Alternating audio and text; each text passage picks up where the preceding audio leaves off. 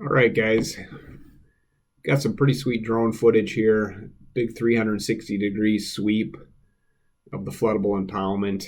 I got another video I'm going to put together too that shows the whole impoundment system, including where the water control structure is and the reservoir pond and so on. And it's just going to take me a little bit of time to edit that thing. So that's a work in progress. So hold tight.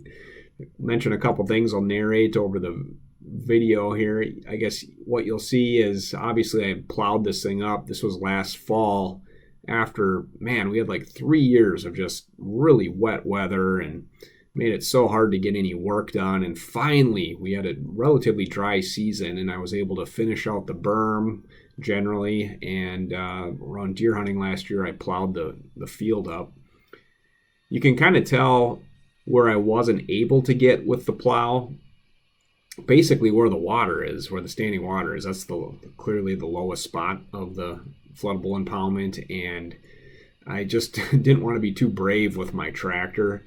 I didn't have the excavator up there, so if I would have gotten stuck, it would have been a big mess. But if I do get the excavator back up there, I'll probably get a little more brave, and once I drain this thing off, try to get more of this thing worked up. I bought a 6-foot rototiller for the tractor last year, and I could try that. I'm also thinking maybe, the flooding will kill everything, and maybe I'll try get this little 4-foot disc that I can pull around with a UTV.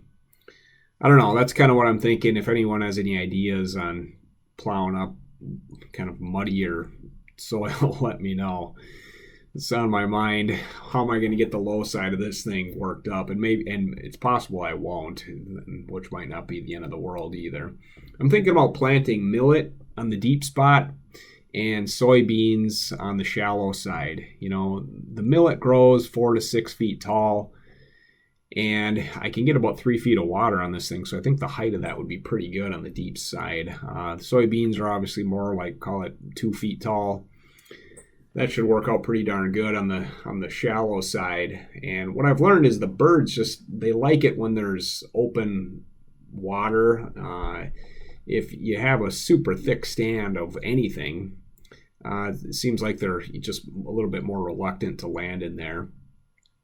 But again, I'll entertain any ideas if you want to drop me a comment what you think about the different options.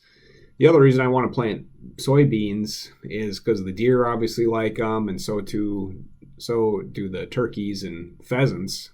The only thing about that is maybe they'll like them too much, and my crop will be gone by the time fall rolls around.